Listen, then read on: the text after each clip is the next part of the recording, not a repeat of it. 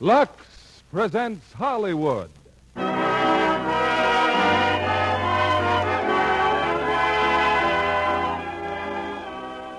Lever Brothers Company, the makers of Lux Toilet Soap, bring you the Lux Radio Theater, starring Deborah Carr and Van Heflin in Vacation from Marriage.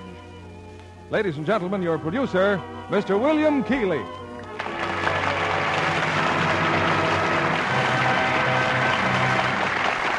Greetings from Hollywood, ladies and gentlemen.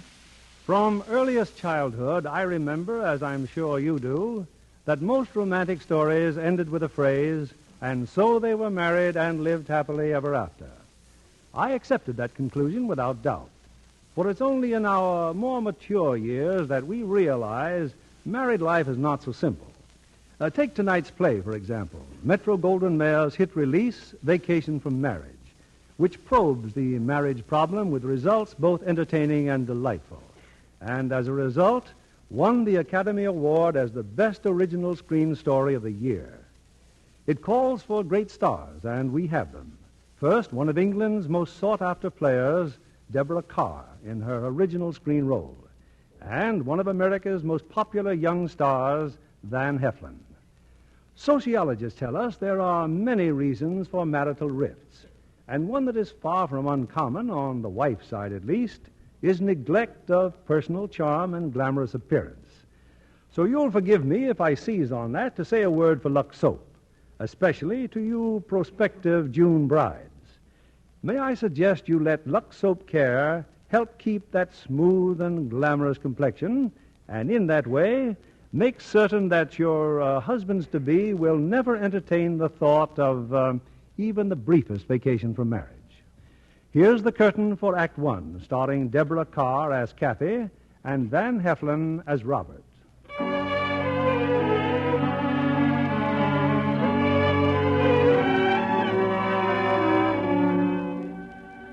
It may seem to have happened ages ago, but it was really only a few years back that our story of Kathy and Robert Wilson started.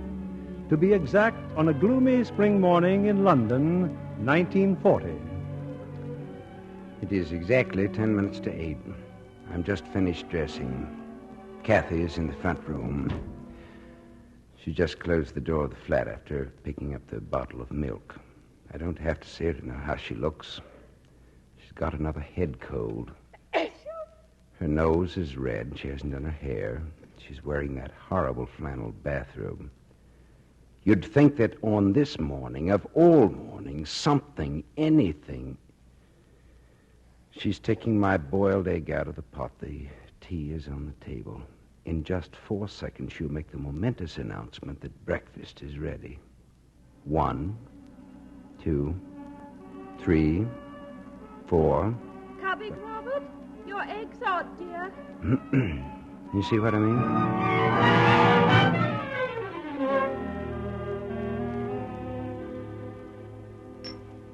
Tonight, Robert is leaving me.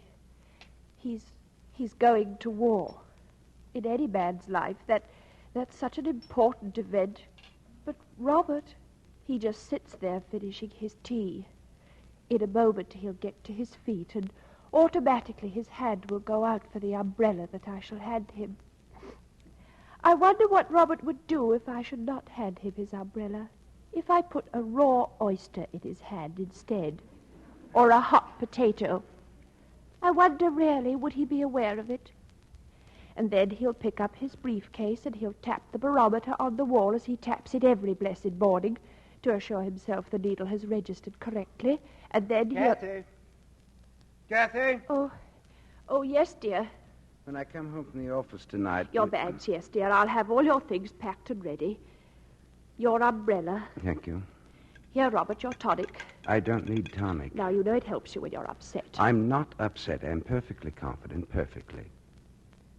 Oh, well. Well, goodbye, Kathy. Oh, you'd better not kiss me, dear. You'll catch my cold. Very well, then. Barometer says rain. Goodbye, dear. You see what I mean?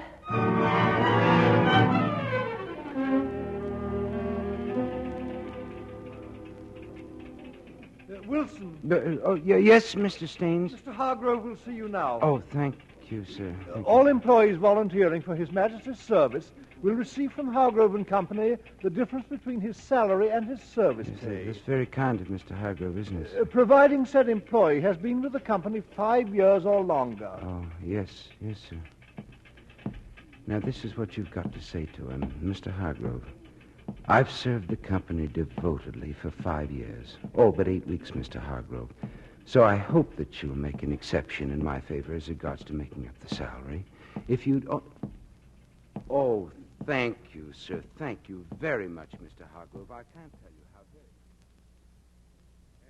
very... So you see, Wilson, since you are 8 weeks short of 5 years, there's not much we can do about it now, is there? Mr. Hargrove, if I were to make an exception in your case, it would naturally mean, you do see what I mean, don't you? Yes, I do, sir, but Good I do lad. think that in this... Extremely sorry to lose you, Wilson, but with your sane point of view, you're bound to get on, even in the Army. No, it's the Navy, sir. The Navy. Oh, yes. Well, your job will be waiting if you come back, when you come back. Come and see us, Wilson, when you're on leave. Yes, sir. Thank you very much, sir.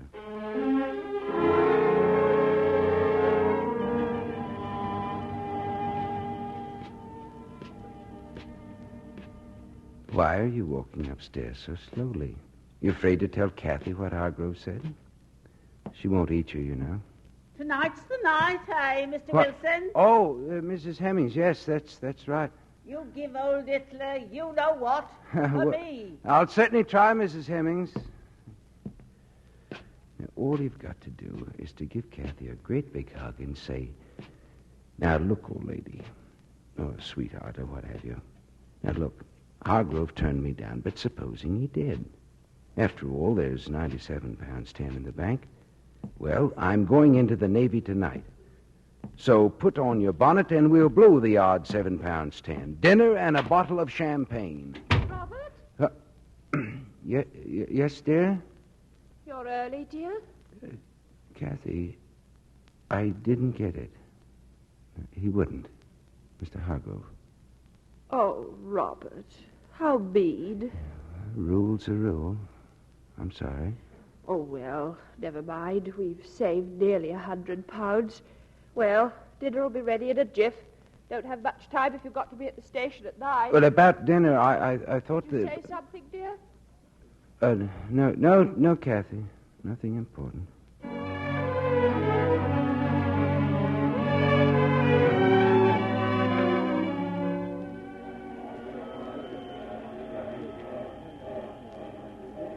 Not much more time, Kathy. I put some sandwiches in your case, Robert. Top left-hand corner. Oh, thank you. And thank you for the sponge bag. That's just lovely. I thought it would be nice for your shaving things.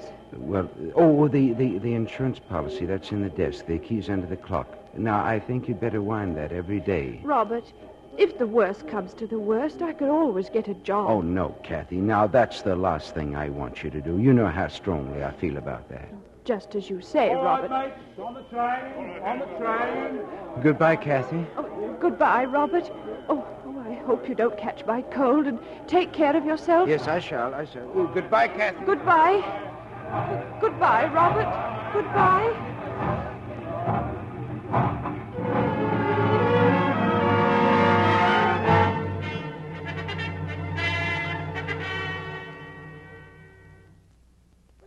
Wilson, what else does he write? He's at sea now, Mrs. Hemming. Robert's at sea, and...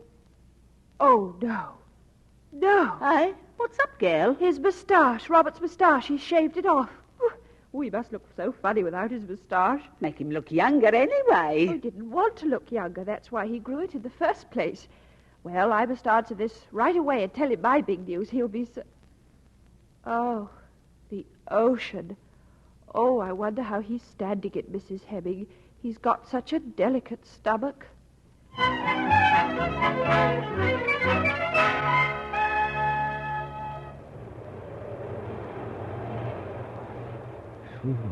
Well, how you doing up here in the crow's nest, Robbie boy?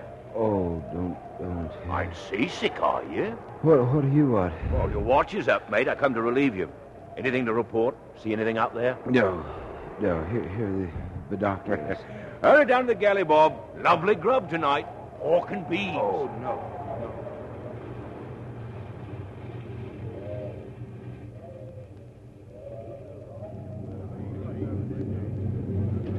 You look a little green, matey. Ain't you going to eat your lovely grub? No, you take it. You eat it, please. He's just going to pull out that letter and read it again. You see? I told you he would. You must know that letter by heart, Bob. What do you keep reading it for? It's Kathy. You don't say. My wife. She's joined the Wrens.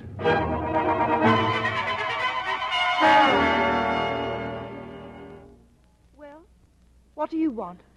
Oh, excuse me. Is this Dissard Hut 3? This is it. Pick out your bunk. Oh, thank you. That one is mine. Oh, I'm sorry. I thought the chief petty officer said any bed in Dissard Hut 3. She said nothing of the kind. Oh, but I assure you she did. She did not say bed in Nissen Hut 3. She said any bunk in the cabin. Now stow your kit. Oh, mayn't I leave it on the floor? Deck, girl, deck. You're in the Navy. It's the deck. This is the cabin. What's your name?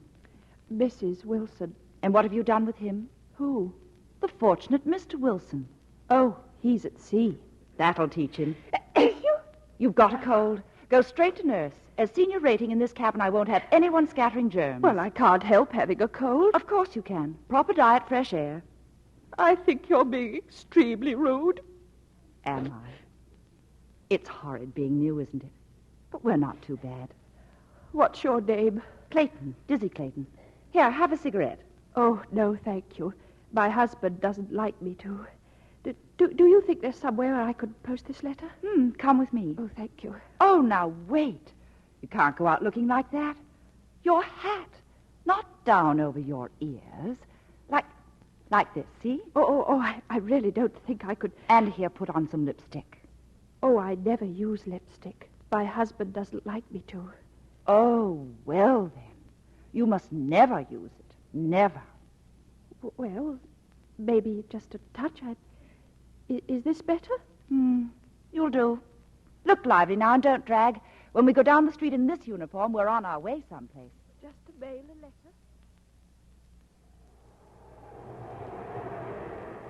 A cigarette that bears a lipstick's traces, an airline ticket to romantic places. Still alive up there? And kicking. See anything? Yes.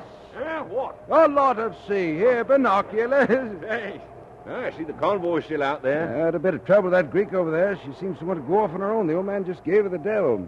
Hey, what's for grub? Highly original dish known as corned beef hash. Good, I'm hungry as a horse.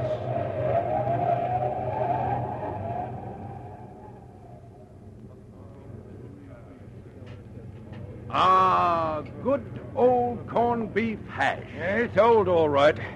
Well, I'm going to write a letter to my missus. I didn't know as you was married. Hardly know it myself, Stripey. One day for a honeymoon. Ah, funny things, honeymoons. I had 4. But what I say is you can't judge a marriage by an honeymoon. Now, my first was a bit light-hearted. We had a grand 5 days, though. Never out of a pub till we was pushed. What happened to her? Oh, I don't know. Just lost touch. How about your honeymoon, Bob? My wife and I, gentlemen, went to Clacton-on-Sea in August on the 10th. Ah, Daisy, Daisy, give me your answer too. And furthermore, when we make port next week... If we make port next week... the fighting females known as the Wrens give Kathy her leave... If they give it a leaf... we possibly might go to Clacton-on-the-Sea again. By the sea, by the sea, by the beautiful sea, you and I, you and I...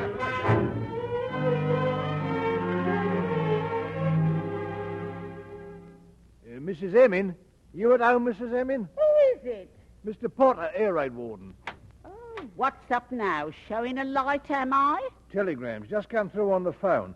You had a couple of tenants here, a Mr. and Mrs. Wilson? Yes. They'll both be home tomorrow on leave, too. Yeah, not much they will. Mr. Wilson telegram said for you to tell his wife all leaves cancelled. Oh, dear, his poor missus. And his poor Mrs. telegram, if Mr. Wilson arrives, please explain all leaves cancelled. Oh. There now, I've done my duty, Mrs. H.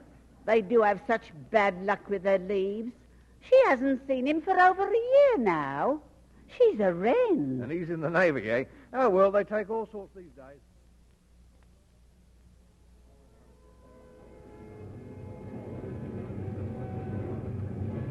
Say, Robbie, Huh? how do you spell nostalgia? Nostalgie. Nostalgia? What's that? It's what I think I feel when I'm away from my wife. Well, I gotta say something, ain't I? It's not so easy when you ain't seen your missus in Lord knows when. You know, I once clean forgot what my wife even looked like. Couldn't remember her face. Nothing. She was a good wife too, Bob, in many ways. But when we was apart, she sort of faded out. Sort of out of focus? Yes, that's it. Misty-like. Can you see your wife, Bob? What? Oh, well, of course I can. Good looker, is she, mate? Well, no, she's an ordinary girl, simple, uncomplicated.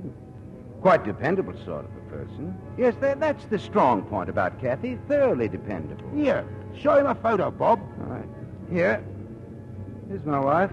Oh, yes. Nice, quiet little number, I should say. You'll know where you are with her when we have shore leave. When we get shore leave, that's what sort of a joke is that? Do you realize it's been nearly 2 years? I haven't seen Kathy in nearly 2 years. Just be thankful you got a missus like that. They're always the best in the long run, even if they ain't much fun. Now, I always... Hey, here we're for it. Settle business. Settle business. Settle business.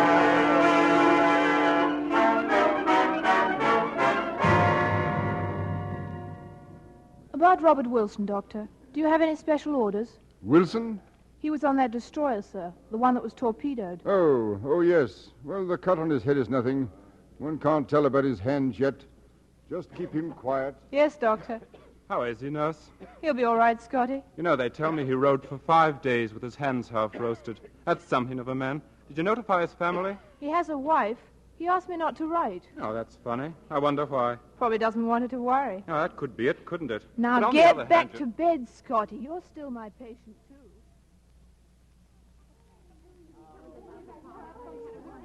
All right, girls, all right. I know we all had a wonderful time at the party tonight, but in 2 minutes it's lights out. Oh, Dizzy, I wanted to write Robert. At this hour? I sort of thought I ought to. Did you have a good time tonight, Kathy? Oh, yes. And it's because I had a good time. It doesn't seem fair to Robert somehow. Why? Is he so mad about dancing? Oh, he hates it. And while I was dancing tonight with your cousin, I suddenly realized how he hates it. See what I mean? No. I'd rather like to meet your Robert. Oh, I don't think you'd get on.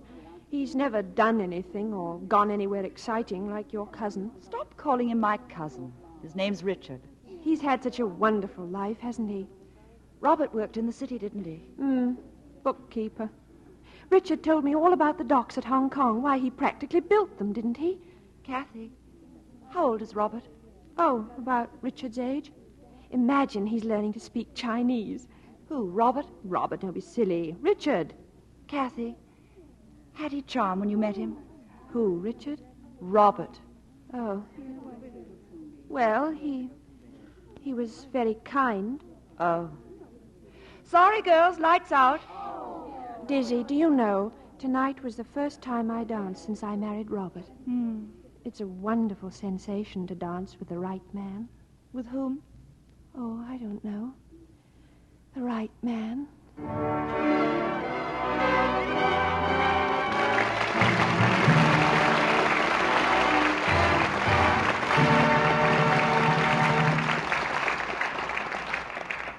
In a moment, we'll continue with Vacation from Marriage, starring Deborah Carr and Van Heflin. Meanwhile, here's our Hollywood reporter, Libby Collins. What's on the calendar tonight, Libby? Oh, you might like to hear about a party I attended recently, Mr. Keeley. The host and hostess were dressed as Indians. Oh, a costume party. Well, not the usual kind. It was given on the set the final day of shooting Black Gold, a light artist's new picture. Anthony Quinn and his wife, Catherine DeMille, play the leading roles, and they still wore their Indian costumes and makeup. I hear there are some splendid outdoor shots in the picture. Oh, yes. The Mexican border town scenes are exquisite in color, and anyone who loves horses will see some beauties in Black Gold. Catherine DeMille said she and her husband, along with Elise Knox, Really enjoyed making the picture. But now all they can think of is the short vacation cruise they've planned. Picture players really earn their vacations, don't they? I should say so. Catherine told me she and Tony just want to go where they can rest and be completely unnoticed. Though I doubt if she'll be able to achieve it. Why not, Libby? Well, Catherine has the vivid kind of beauty that always attracts attention. Flashing black eyes, heavy dark hair, and a really gorgeous complexion. You know the kind I mean, Mr. Kennedy. I'll say I do, Libby. A dramatic Lux complexion. That's just what it is. Like 9 out of 10 other Hollywood stars, Catherine DeMille is a Lux girl. She told me she never neglects her Lux toilet soap beauty facials. And when you see her, you know what an effective care those facials can be. Perhaps you'll tell us how quick and easy they are, too, Libby. Well, here's what Catherine DeMille does. Smooths the fragrant lather well into her skin, rinses first with warm water, then cold, and pats her face dry with a soft towel. Takes just a few moments, but it's a daily care that works. Lux Soap Beauty facials do make complexions lovelier. Skin specialists proved that. In recent tests, 3 out of 4 complexions improved in a short time. Screen stars tell me they're thrilled with the fresh new beauty this active lather care gives their skin. Thanks, Libby. Here's a suggestion for the ladies in our audience. Why not try this complexion care that screen stars recommend? Discover for yourself why Lux Toilet Soap is Hollywood's own beauty soap. Here's Mr. Keeley at the microphone. Act 2 of Vacation from Marriage, starring Deborah Carr as Kathy and Van Heflin as Robert.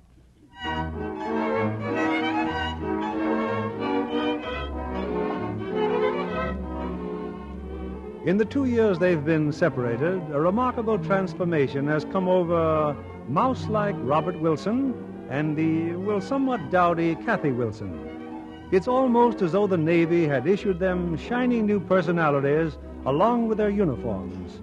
Take, for example, Kathy, who, ignorant of Robert's injuries, is enjoying a few hours' leave with Dizzy's handsome cousin, Richard. Oh, Richard, look. What a wonderful view of the harbor. Guarded by ships and all our sea. Our own. Oh, I do envy you, Richard. You've read everything, traveled everywhere. I've never really traveled. Why don't you after the war? Oh, you don't know my husband. Don't I? What you doing? Making a sketch of you. No, don't look till I've finished. About your husband, I should say he's about 5'8". 6 feet, when he stands up. The weedy type. Oh, no. He stoops a little, too. Winds the clock before he goes to the office, doesn't drink, likes bicycling, and kept white mice as a small boy. I think you're being perfectly hateful. Keep still. My husband's devoted to me, and I am to him. He can't talk intellectually and spitefully like... Like me. And I'm not saying he's Clark Gable, but he is dependable. It's impossible to sketch if you insist on chattering. Well, it's not too bad, though. Here. Oh, it's not at all like me. Who else? I don't know. It's very lovely, but... It's exactly like you. I didn't know you could draw. No one ever thinks a naval architect can. May I have it? I want to send it to Robert. You wouldn't know who it was either. Kathy, I had so much to say to you this afternoon. What about? Never mind. There's been entirely too much talk of Robert. Come on, let's get back to town.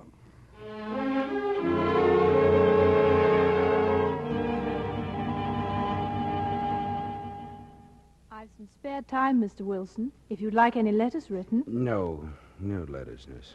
Doctor says I'll be able to use my own hands in a day or two. But there must be a girl somewhere. It's only my wife. Only your wife? Well, I mean, a day, sooner or later, she won't mind. Is she pretty? Nice looking. At least I thought she was when I first met her. Oh, when was that? At school. I wanted to be an engineer. You know, bridges, roads, India. One sort of dreams, you know. Yes, I know. I went to the Polytechnic evening classes, and she was studying shorthand. We fell in love, married, and that was that. I see. Sorry, I seem to be pouring out the entire story of my life. People always unburden to their nurses when they're getting better. Well, I promised Scotty I'd wheel him about for a while. Wait, what's your first name? Lena. Elena, look. I'll be leaving in a few days. Before I go, would you... Well, I mean, could we sort of have a final evening? I'd love to. You wouldn't? Of course. You're my most charming patient. Or didn't you know?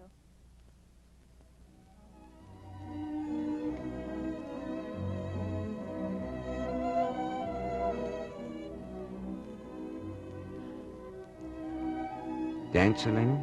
Oh, let's sit a while longer, Robert. Good. You know, I've never met anyone like you before. Your kind just doesn't live in my world. You keep saying that. What exactly is your world? All right, I'll tell you.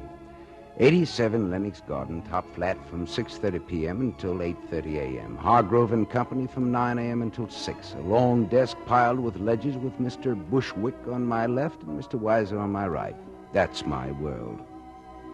Except for 2 weeks, once a year, Clacton-on-Sea. Poor Clacton-on-Sea. What's wrong with it?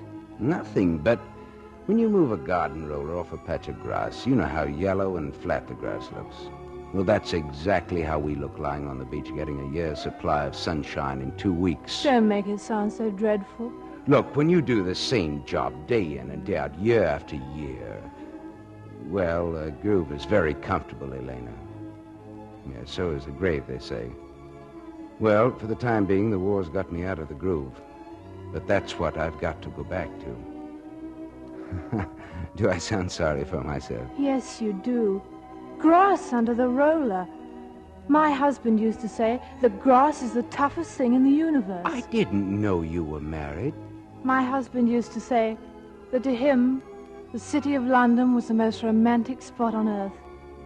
You may have heard of him. Allingham, the explorer. Allingham? Well, of course I know him. Well, I mean, he's...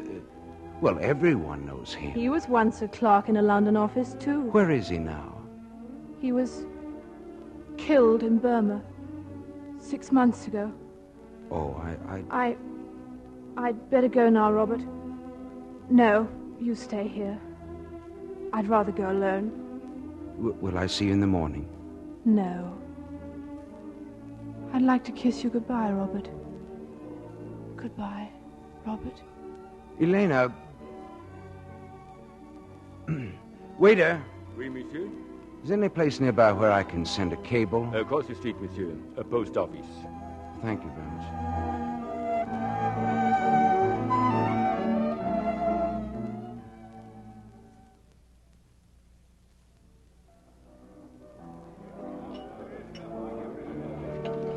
Do you mind if I have another drink, Richard? Waiter, 2 more, please.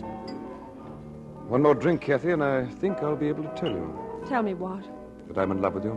No, Richard. You're fond of me, just as I'm fond of you, but you're not in love with me. Anyway, you told me you'd never fall in love again. I didn't want to, Kathy, but I have.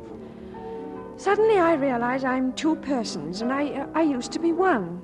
I'm 2 persons, and I don't like either of them. At least I don't like the one you like. Kathy, listen to me. No, I can't. Richard, I got a cable an hour ago from Tunis. Robert's coming home. I've been given leave. When? Tonight. I'm leaving tonight for London. Dizzy's coming with me.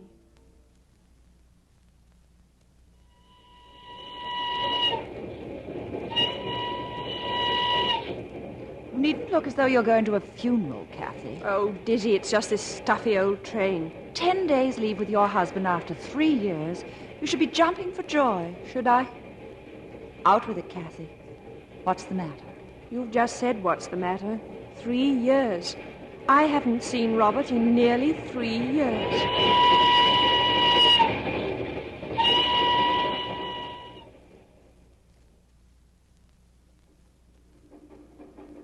It's a lifetime, Scotty. 3 years.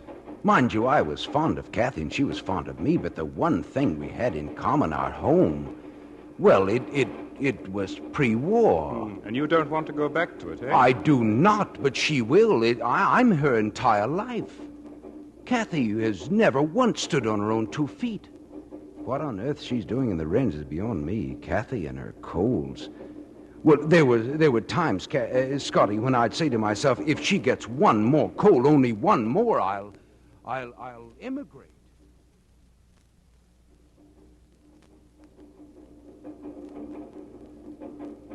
And sometimes I'd say to myself, if I hear the click of his latchkey just one more time, always on time, I'll set fire to the house.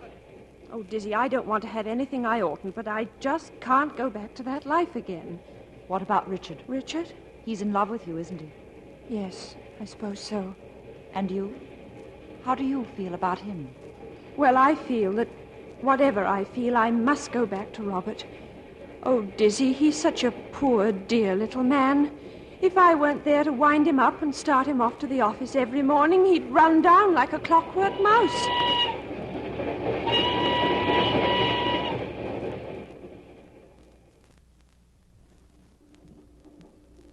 But under the circumstances, then, why don't you leave Kathy?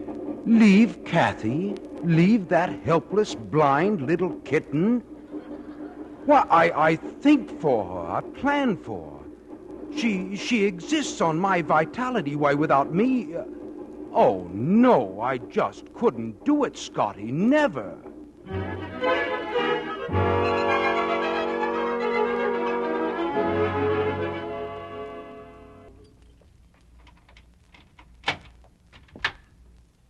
Well, go on in, Scotty. This is it.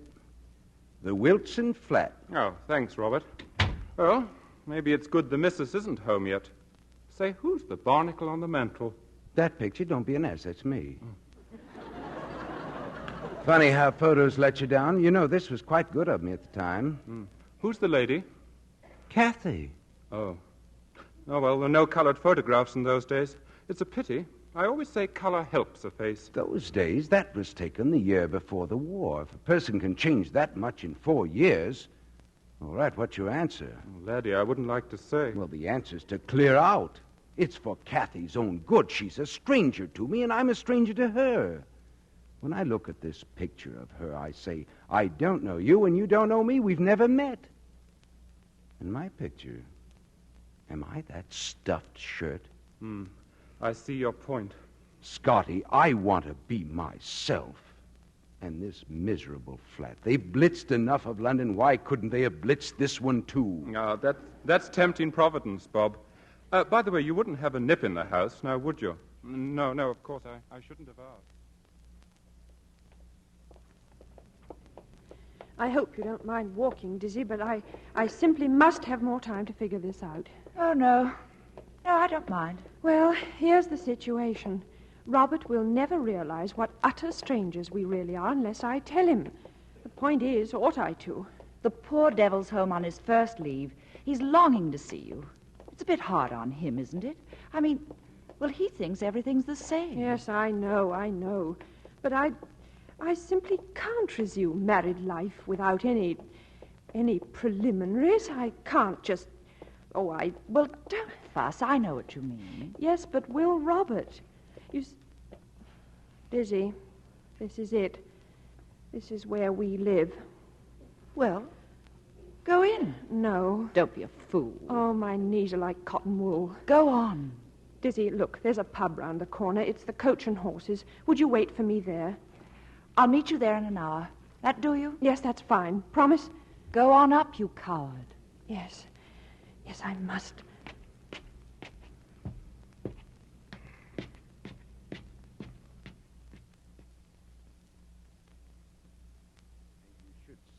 Summertime, Scotty. Her face. Always covered with freckles. I used to... Hey, what was that? What was what? Oh, I thought I heard someone coming up the stairs. No, it was someone going down the stairs. Oh, yes. Yes, of course. For a moment, I thought it was Kathy. Oh, no, that's not her step. Nothing like it. Oh, well, she'll be along soon, I suppose, and she'll make us a cup of tea. Dizzy, wait for me. What's the matter? Dizzy, I simply couldn't do it. You are a coward. I was halfway up the last flight, and then I bolted. Oh, I'm so ashamed. You ought to be. Well, the least you can do is telephone him. Telephone? Yes, of course. Oh, give me a copper, Dizzy. I'm so nervous I can hardly... Hello? Hello, Robert? What? Robert, it's Kathy. Kathy? Scotty, it's Kathy. Well, where are you? I'm just around the corner, Robert. I can't explain on the telephone, but I wondered if you could manage to meet me somewhere. Anywhere, the bus stop will do. On the street? But why? I just don't want to come back to the flat, What Robert. are you trying to tell me? I'm sorry, Robert. I'm most awfully sorry, but I don't want to come back to you at all. Hello? Hello?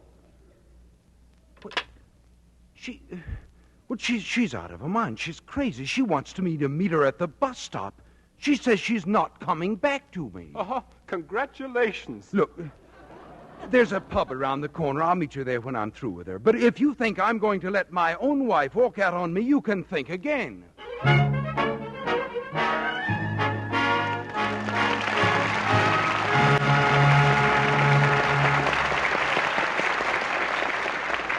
We pause now for station identification. This is CBS, the Columbia Broadcasting System.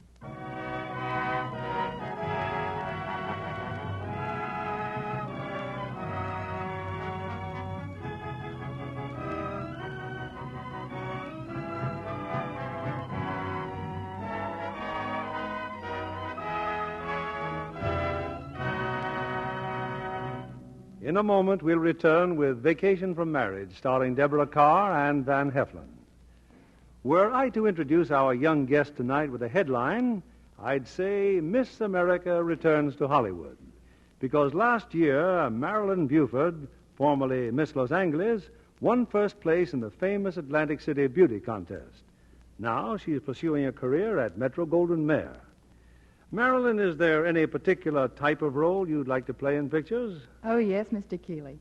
It happens that when I watched June Allison making her current Metro-Goldwyn-Mayer picture, High Barbary, I said to myself, I'd give anything if I could someday play that kind of dramatic role and do it half as well as June Allison does. That I can understand.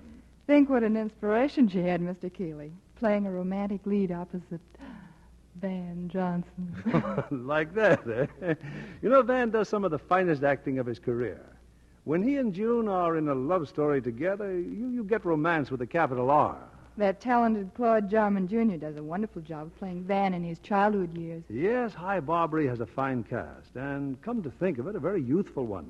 June Allison is so charming, and what a lovely, fresh look she always has, no matter how hard she's working. I imagine John Kennedy here has an opinion about that. A leading question, Mr. Keeley, and I'll answer it with a fact.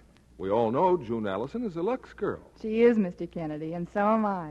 I wouldn't be without Lux toilet soap. Active lather facials do wonderful things for the complexion. Well, Miss Buford, that's quite a recommendation coming from the winner of a national beauty contest. But then, lovely women everywhere tell us Lux toilet soap is a care that really works. I'd like to remind the ladies in our audience that Lux toilet soap makes a wonderful bath soap, too. Screen stars say they like its delightful fragrance. No wonder this fine soap is Hollywood's favorite beauty care. We return you now to William Keeley. Act 3 of Vacation from Marriage, starring Deborah Carr as Kathy and Van Heflin as Robert.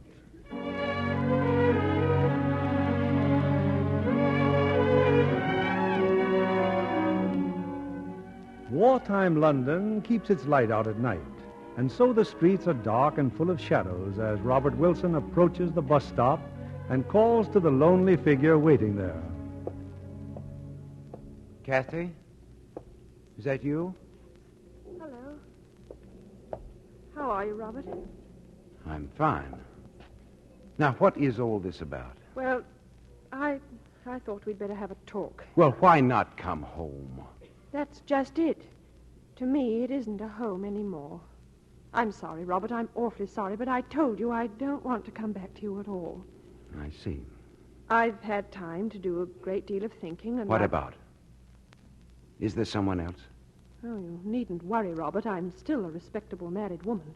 Oh, well, I'm absolutely sure about that, Kathy. Well, you needn't be as sure as all that. The trouble with me is that I have a conscience. I lie awake at night wondering if it's fair to leave you to shift helplessly. Will you please realize once and for all that I'm perfectly capable of looking after myself? Robert, you know very well I had to wait on you hand and foot. You used to lean on me for everything. Lean on you? And when I had the entire responsibility, but the entire responsibility for our two lives on my own miserable shoulders, I used to feel like a racehorse dragging a milk cart. A racehorse, you? A milk cart, am I? Oh, really, it's ridiculous to go on like this. Robert, I want a divorce. Have one, by all means. You mean you agree? Agree? My dear girl, by some remarkable coincidence, it's exactly what I wanted to. Well, I'm very much relieved. Surprised, but relieved. Well, then that's that. Now, what had we better do next? Oh, I suppose one gets a lawyer. No. I mean right now. There's still a lot to talk over. Would you like to have some tea or lemonade or something? Yes, I would rather. Coach and horses all right? Yes, that's fine. You, still troubled with your head colds? Nonsense. I haven't had a cold since I went away. You were sniffling like mad on the telephone. I was crying. Crying? Well, you don't say goodbye to your husband every day. You don't say hello every day either. Do you realize I haven't seen you for 3 years? I can't even see you now. It's so dark. Kathy, must you just dawdle along? If we're going to the Coach and Horses, for heaven's sakes, let's get there.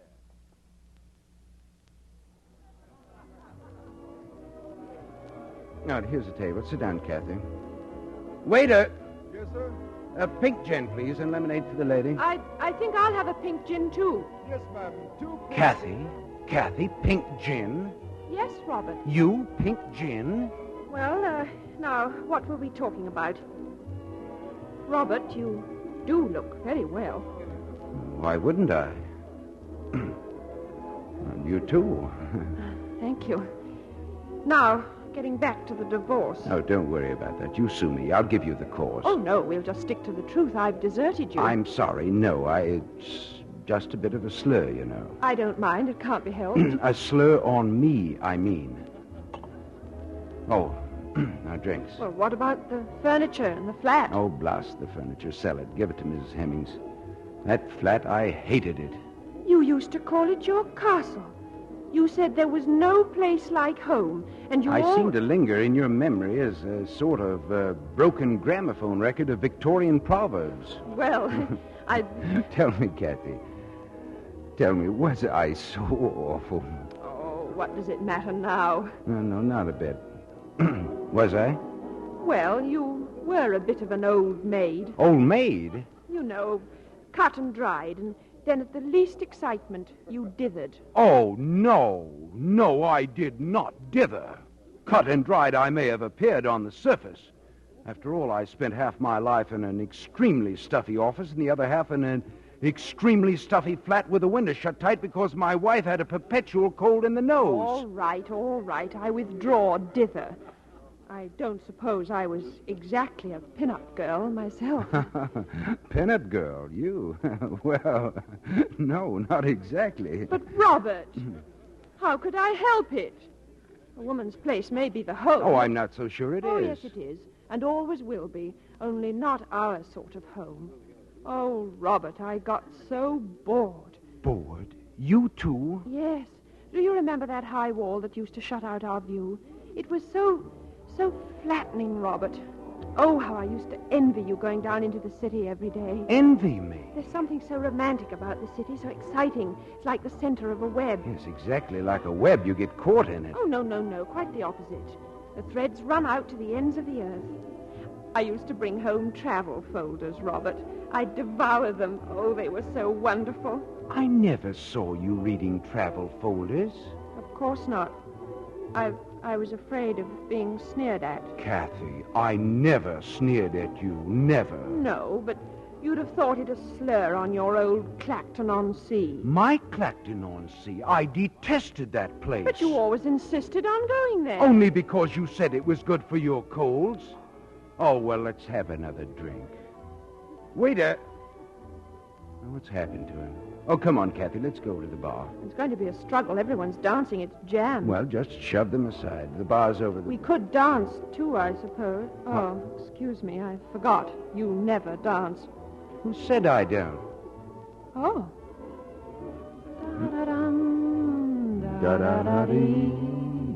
Robert, where did you learn to dance? Around and about. One picks it up, you know. Hey, where did you learn? Oh, around and about. One picks it up, you know. Oh, What's the matter? Robert, would you excuse me for a moment? That girl over there, she's a friend of mine, and I... No, run along. I'll be here.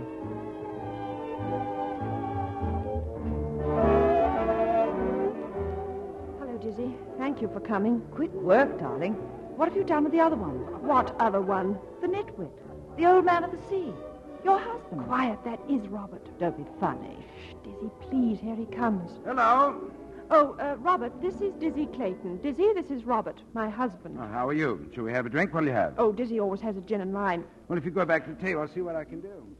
That's not the husband you're going to get a divorce from. Naturally. Then all I can say is you must be a poor, crazed lunatic. I don't know what you mean. Now, look here. You told me that your husband... Oh, I don't want to hear what I told you. Come along to the table.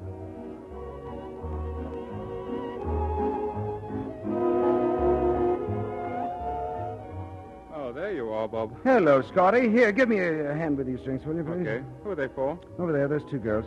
Oh, boy. What a couple of smashers. Here, wait a second. What did you do to get rid of the wife? Did you beat her to death or something? No. I'll take that one on the right. The one on the right happens to be my wife. All right, now stop grinning and come on.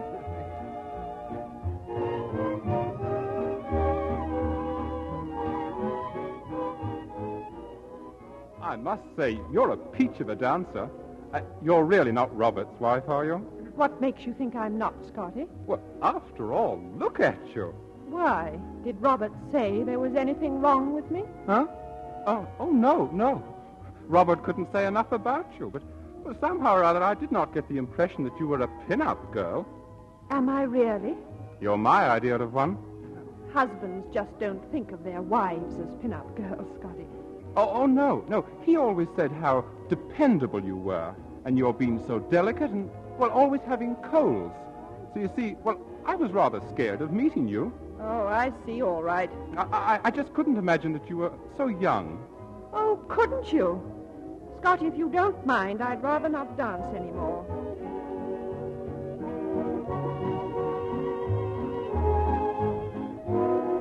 Kathy, what is the matter with you? Not a thing. Well, ever since you came back to the table, you've been... Scotty, did you tell her anything? Who, me? He merely explained to me what a dim, dowdy, irritating frump of a woman he was expecting to meet. Dizzy, let's go over to the bar. Yes, I think we'd better. That fool, that muddle-headed fool. I thought Scotty very clear and very interesting. And at last I thoroughly understand why you were so keen on a divorce. I wanted a divorce. Who asked for a divorce first? I did, but I am not going to be divorced on the grounds that I'm older than you, that I'm dull, dowdy, I sickly. never said anything of the sort. You'll I say never next so I much don't as... brush my teeth if you think I'm going to stand for that sort of abuse. If you think I'm going to be called an old maid... So you are an old maid. Kathy, if you say that once more, I'll wring your neck. Wring my neck. What a silly, stupid, hackneyed phrase. Robert, I've run myself for the last 3 years with complete efficiency. I've had nothing but respect and courtesy wherever I went. And let me tell you this. You were a fairly pleasant person once, and I was doubtful if I was doing the right thing by you. Yes, I was actually afraid of hurting your feelings, as if you had any that weren't exclusively concerned with your own swollen, overbearing, impossible ego. Have you finished? I have, and I'm going. Good night. All right, good night.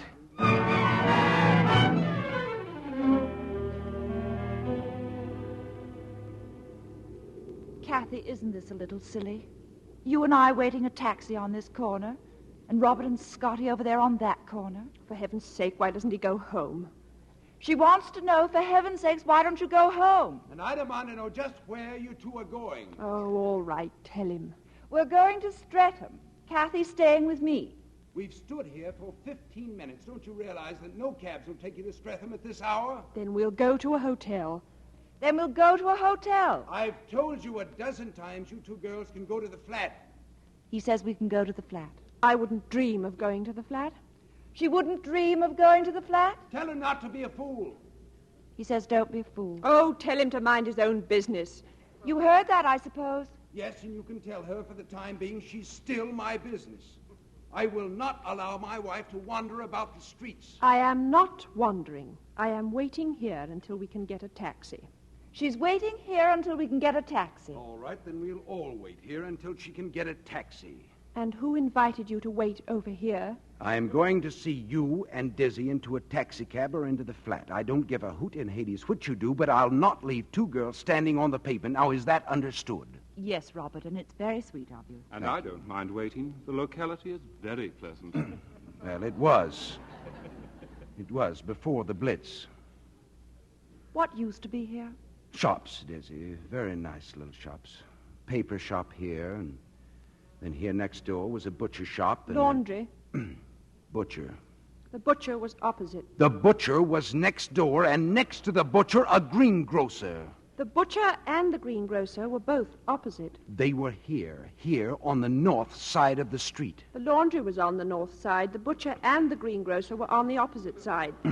Where is north, Scotty? There is north. I don't care where north is. You know, if we only had a compass to convince the lady, If we could... all the compasses in the British Navy were to say that the butcher and the greengrocer were on the north side, then all the compasses in the British Navy would be wrong. The butcher and the greengrocer... Oh, shut up, Kathy. Robert, please don't speak to me. Speak to you? I don't want to speak to you. Conceit, that's what's the matter with you. Blind, blithering conceit. You doll yourself up decently for the first time in your life, frizz out your hair like a blonde gollywog, smother your face in lipstick, and you expect me to speak to you. Good night and goodbye. There. You see, Dizzy? You see, Scotty? That's what the war can do to a man. And he used to be the kindest, gentlest, most courteous. Quarrel? Why, he never so much as raised his voice. Nobody knew but me what a darling he was, and I adored him. He was my whole life. Did you hear the things he just said to me? Yes, and now shall we go to your flat? We're all very tired. Conceit. It's not fair. And my hair isn't frizzed. Of course it isn't. Now let's get along. May I see you ladies safely home? No, thanks. It's just down the road. Goodbye, Scotty. Goodbye, Mrs. Wilson. And thank you for a very interesting and a very instructive evening.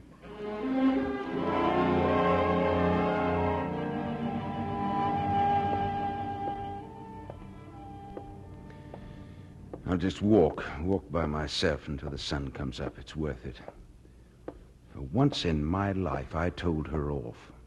Blind, blithering conceit. Well, she didn't expect that. What was that she said? Overbearing, impossible ego. Yes, well, I didn't expect that either, did I? Not that it's true, of course. Ego, well, I've never had enough ego, always thinking of others all my life. Well, from now on, I'm going to relax. I know exactly where I am and exactly where I'm going.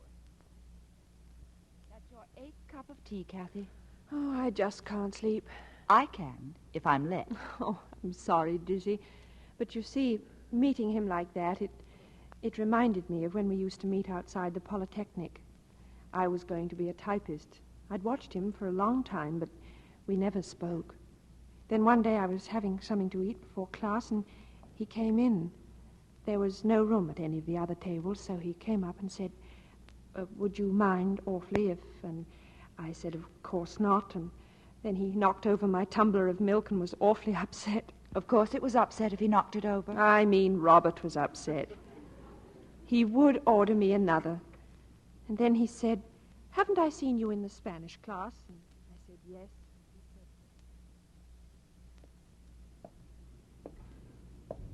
Lennox Gardens. Well, there it is, old boy. There's where you wasted 6 wonderful years of your life. Oh, look, there's a light on up there. Now, why isn't Kathy asleep? How can she expect to... Well, of course, go upstairs. Got to pick up your bag sometime. What do you care what time it is?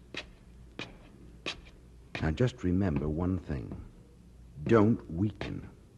A quiet, dignified entrance. Perhaps a charming, distant smile. It's remarkable, though. It's remarkable how much a human being can change in 3 years. What a funny little thing Kathy used to be. And you gave her the best years of your life. But were they the best? You know, you used to puff like an engine clattering up these stairs. Now, you're not out of breath at all, are you? At least the war's done that for you. Well, come now. There's the door. And don't forget, be firm, be distant, and be determined.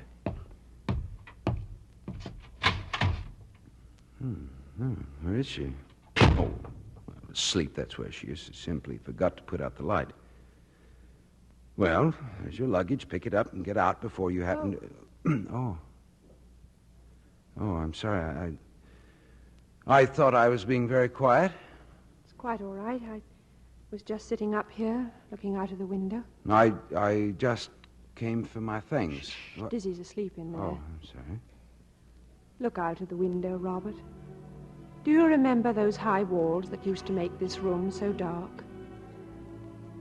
Why, they've disappeared, haven't they? Blitzed. Well, you've certainly got the view of the city that you've always wanted. Miles and miles of it. But, oh, Robert, the desolation. Poor old London.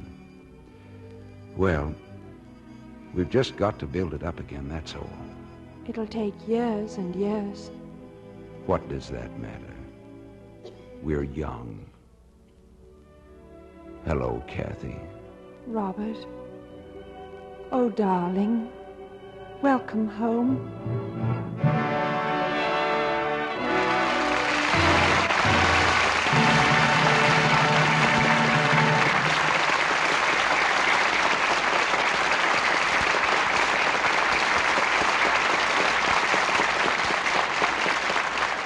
And so they lived happily ever after. And to that happy ending, we add another happy ending of our own as we bring Deborah Carr and Van Heflin back for the curtain call. Deborah, I'm sure I speak for our entire audience in welcoming you to this theater and to American radio in general. Thank you, Bill. It's really quite an experience to say hello to 30 million listeners. Well, Deborah, I'm sure that they'd like to say hello right back. And I'm also sure they're eager to see you on the screen again in Metro-Goldwyn-Mayer's version of The Hucksters. Tell me, how did you like working with Clark Gable, Deborah?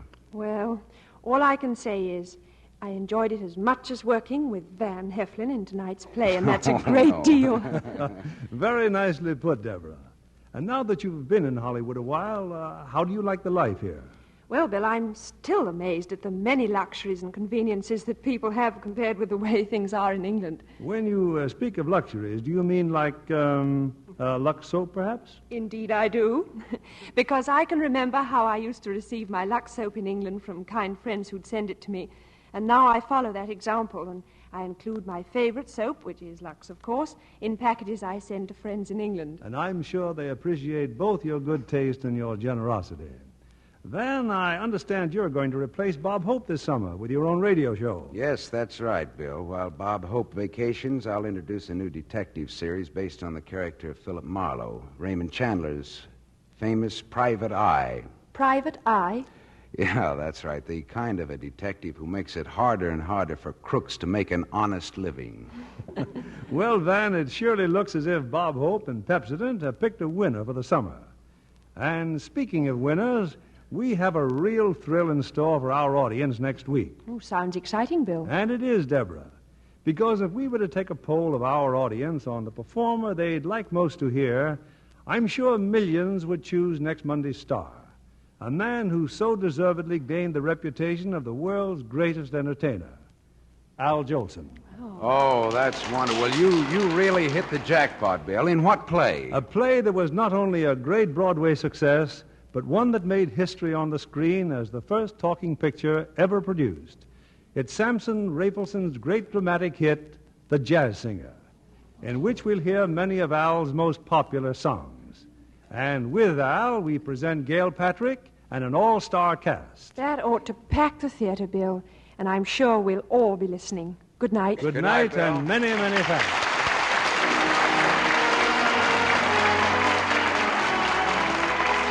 Lever Brothers Company, the makers of Lux Toilet Soap, join me in inviting you to be with us again next Monday evening when the Lux Radio Theater presents Al Jolson and Gail Patrick in The Jazz Singer with Ludwig Donath and Tamara Shane. This is William Keighley saying goodnight to you from Hollywood.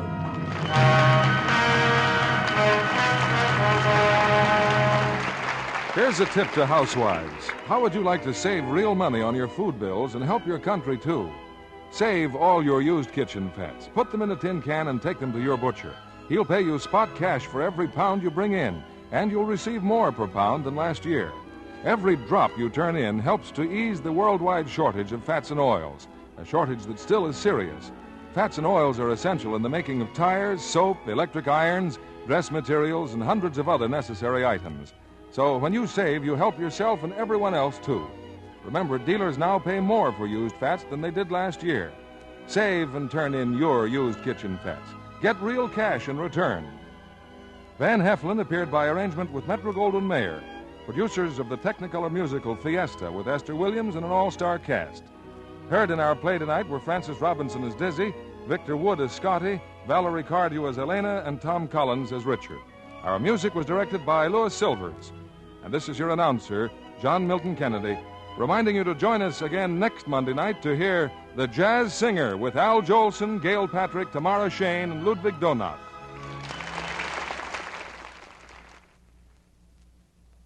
Spry. When you bake and fry. Spry. Or your cake and pie. Spry. It's your shortening by. Rely on Spry. Yes, it's Spry for pastry so tender, flaky, nut sweet, any pie filling tastes more delicious. You'll say pastry is extra delicate, better tasting with Spry. Rely on Spry. S-P-R-Y. Be sure to listen next Monday night to the Lux Radio Theater presentation of The Jazz Singer with Al Jolson, Gail Patrick, Ludwig Donath, and Tamara Shane. And why not tune in to Joan Davis every Monday night over most of these stations? This is CBS, the Columbia Broadcasting System.